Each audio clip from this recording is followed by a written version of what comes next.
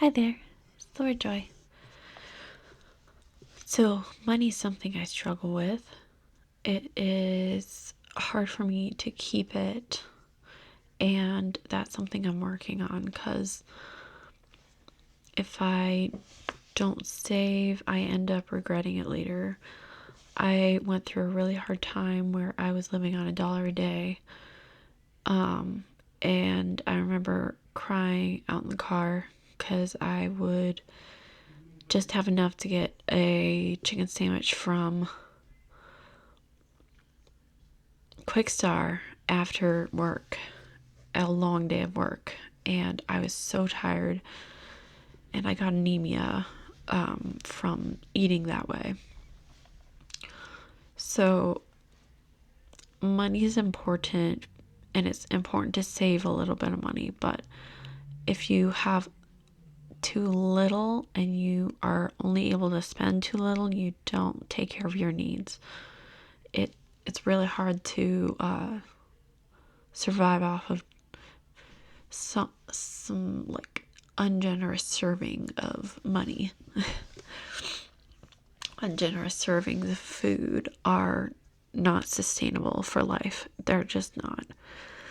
So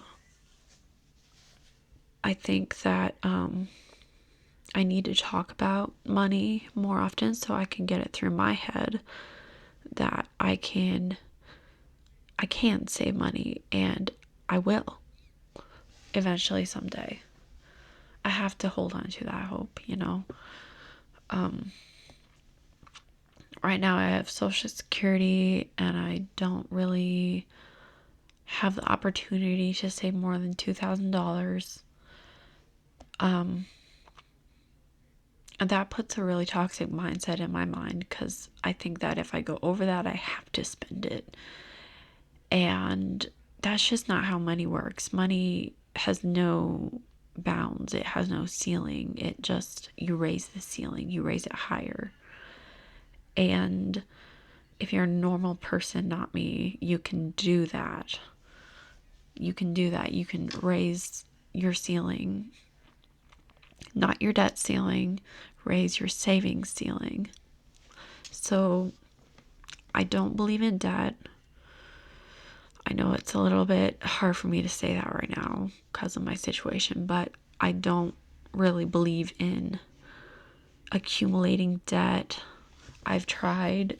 I didn't even get a car when I turned 21 or 18 or 17 because I would not let my parents pay for a car for me. I would not go into debt to get a car. I was not going to get a car loan. I don't do that.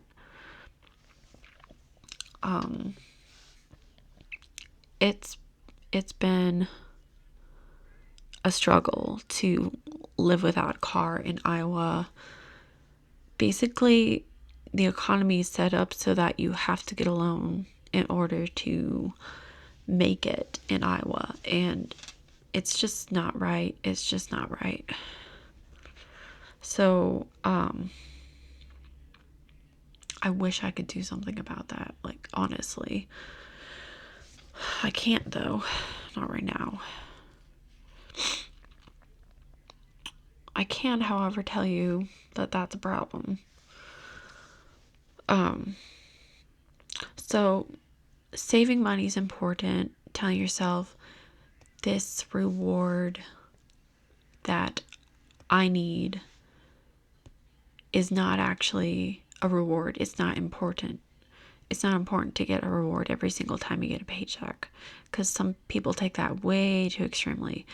They reward themselves with alcohol. They reward themselves with pizza. They reward themselves by going to the bar, to spending it on a girl, to spending it on a nice car. And it's not that important. You can get a junk car and learn more from the experience of fixing it than you can from a already made sports car that will die if it gets hit a little bit, or the value goes down on the car after a long period of time. Money is really important, and passing down money to your kids, that's something that's touched my life tremendously from my grandparents.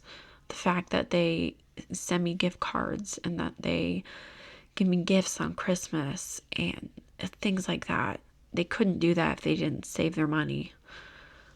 My grandpa, he built his business from scratch, basically. That's what I heard.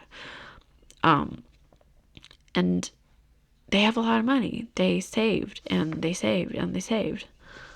I wouldn't say they have like the most money in the world, but that's not important either. It's not important to be wealthy. It's important to be happy in life. And if your goal is to be wealthy, you're not going to be wealthy. You're going to be wealthy with money, but you're not going to be wealthy with happiness.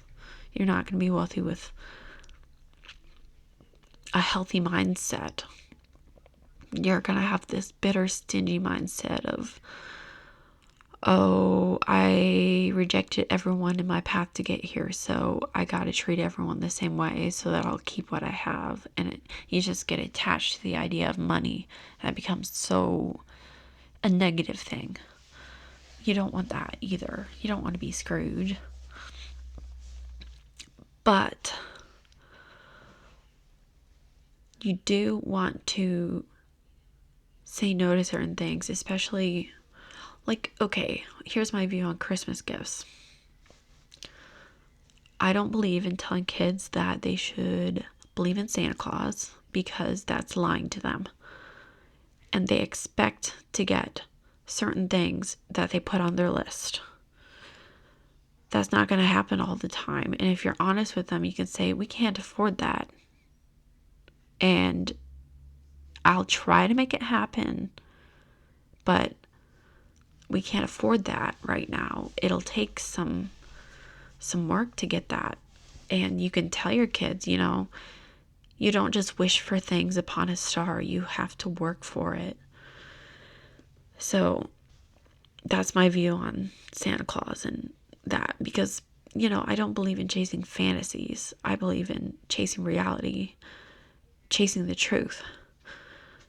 And the truth is that money is money, you know. Money can be there.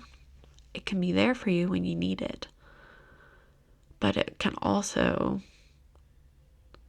trick you into thinking it needs to be there, you know. It doesn't need to be there for you to have happiness. You decide to be happy. You don't get that from money. It's a decision. You can buy something that'll make you happy, but it's still a decision once you buy that thing to be happy that you have that thing and to be content that you have it. Being content is important for saving money because you can go longer periods of time without spending anything if you're content with what you already have. If you use what you already have and turn it into an asset. Like, why would I buy a mannequin just to stare at it? You know, I don't do that. I buy a mannequin to sew. Why do I buy a laptop if I'm not going to use it for something valuable? What I'm doing now is I'm using my laptop for creating music and learning, education. That's why I got a laptop. That's why I spent that money on a laptop, because it's an asset. It'll bring me more money in the future. It'll bring me more joy in the future because I'll have the knowledge to have joy, you know? So,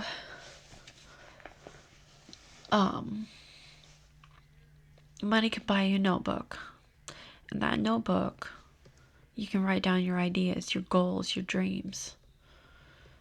And that helps out with mental health. So if you don't have money, you can't work on your mental health.